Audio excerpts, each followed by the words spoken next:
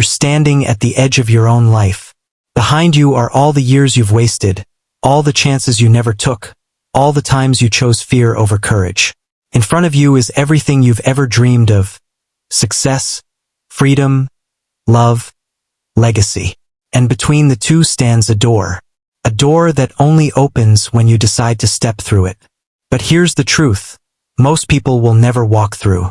They will stand at the threshold until their final breath, waiting for permission that will never come. They will die with their music still inside them, their dreams buried in silence, their potential never awakened. And then there are the few, the rare souls who look at that door and say, "I was born for more. I refuse to leave this world as a shadow of myself. I will not wait. I will walk through." The question is, which one are you? The world does not reward hesitation. It rewards those who decide who they are, decide what they want, decide that no force on earth will stop them. Every morning when you wake, the universe whispers a question into your ear. Will you rise today as who you truly are? Or will you shrink back into who the world tells you to be? Most people never answer that question. They drown it in noise, in distractions, in excuses. They bury it under the weight of other people's opinions, until their own identity becomes nothing more than a reflection of the crowd. But you were not born to be average. You were not born to blend into the background of existence. You were created with a vision, a spark, a divine blueprint etched into your very soul. And until you live it, you will feel that gnawing emptiness that no money, no comfort, no applause can ever fill. To become who you were meant to be is not a suggestion. It is not a luxury. It is a command from life itself. Look at history. Thomas Edison was not destined for greatness because of his schooling.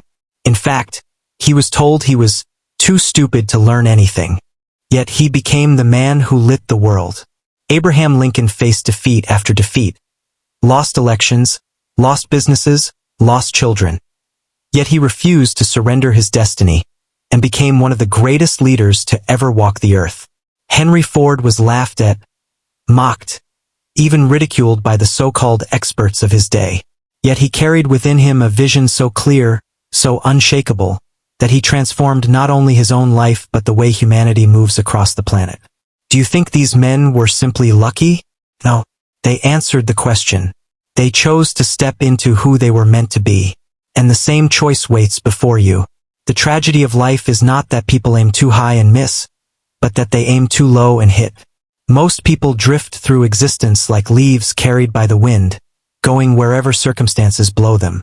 They confuse movement with progress, busyness with purpose, survival with living. And by the time they realize the years have slipped away, regret has already written its name across their hearts. But if you are listening to these words, then you already feel it. The pull of something greater.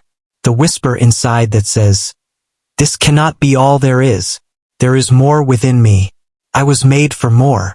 And that whisper is not lying to you. It is the seed of destiny planted in your soul before you even took your first breath. But destiny without discipline dies a dream. And discipline begins in the mind. Your thoughts are the compass of your life. If your compass is broken, you will wander in circles. If your compass points to doubt, fear, envy, comparison, you will never arrive at greatness. But when your compass points to faith, to vision, to relentless belief, even the storms cannot keep you from your destination. Consider Walt Disney. Before his name became a kingdom of imagination, he was fired from a newspaper job for lacking creativity. Can you imagine? The man who would bring joy to billions dismissed as unoriginal. But Disney had trained his mind to see not what is, but what could be.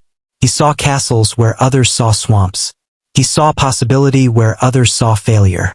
That is the mindset of destiny. The ability to look at ruins and see a cathedral, to face rejection and still believe in your dream. And belief is not passive. Belief is an act of war. Every day you must fight for it. You must guard your mind like a fortress. Guard it against negativity, against the poison of comparison, against the chains of other people's expectations. Because make no mistake, there are forces that want you small. There are voices that want you silent. There are systems built to keep you obedient, distracted, powerless. But the greatest rebellion you can ever commit is to rise into your full potential despite them. Discipline is the bridge between who you are and who you are meant to be. Discipline is the decision to wake up early when comfort begs you to stay in bed. Discipline is choosing to work when no one is watching, to push when no one is clapping, to persist when no one is believing. Greatness is not found in the moments of applause. It is found in the unseen hours, the lonely nights, the quiet battles of the mind. Edison did not invent the light bulb in a flash of brilliance. He failed over 1,000 times. But with each failure, he said, "I have not failed. I have simply found another way that will not work." That is discipline in its purest form, the refusal to surrender. And this is where clarity comes in. You cannot discipline yourself toward a blurry vision. If you don't know what you want, you will waste years chasing what doesn't matter. Clarity is the sword that cuts through confusion. Clarity is waking up every day knowing exactly who you are, what you want, and why it matters. Ask yourself, what do you truly want? Not what society has told you to want. Not what your parents expected of you. Not what your friends will applaud. What do you want? What ignites your spirit? What dream wakes you in the middle of the night and refuses to let you go? When you define that vision with absolute clarity, discipline becomes effortless. Because then every choice, every sacrifice, every action is no longer a burden. It is an investment. An investment into the only future worth living. The one where you become who you were meant to be. But vision without action is delusion. And the world is full of dreamers who never became doers. They had ideas but no execution. They had plans but no persistence. You must decide, will you be one of them, or will you be different? Because action is the fire that turns belief into reality. Action is the proof of desire. Action is the heartbeat of destiny. Action is the heartbeat of destiny. Without it, belief rots. Without it, vision fades. Without it, potential becomes a graveyard of what-ifs. Every step you take toward your dream, no matter how small, is a declaration of war against mediocrity. When you act, you tell the universe, I am serious. I am ready. I am not here to play. I am here to claim what is mine. But here is the secret. You cannot take action only when it feels good. Anyone can work when they're motivated, when the sun is shining, when the applause is loud. But destiny belongs to those who act in the storm, who keep building when the night is dark, who keep moving when no one notices, no one supports, no one believes. Purpose is the fuel that keeps the fire alive when motivation dies. Purpose is not a hobby, not a pastime, not a casual interest. It is the reason you were born. And until you find it, your life will always feel like something is missing. Purpose is what kept Martin Luther King Jr. marching even when dogs and fire hoses were unleashed on him. Purpose is what kept Nelson Mandela standing tall after 27 years in a prison cell. Purpose is what kept Helen Keller from surrendering to darkness and silence, choosing instead to shine a light for millions. Your purpose may not be to lead nations, but it is no less sacred. Perhaps your purpose is to build a business that transforms lives. Perhaps it is to write words that awaken souls. Perhaps it is to raise children who will carry light into the future. Whatever it is, your purpose will demand sacrifice, but it will reward you with meaning that no paycheck, no title, no applause could ever equal. And once you know your purpose, resilience becomes your armor. Because make no mistake, the road will break you if you are not prepared. The storms will come. You will be rejected. You will fail. You will lose friends, lose opportunities, lose sleep.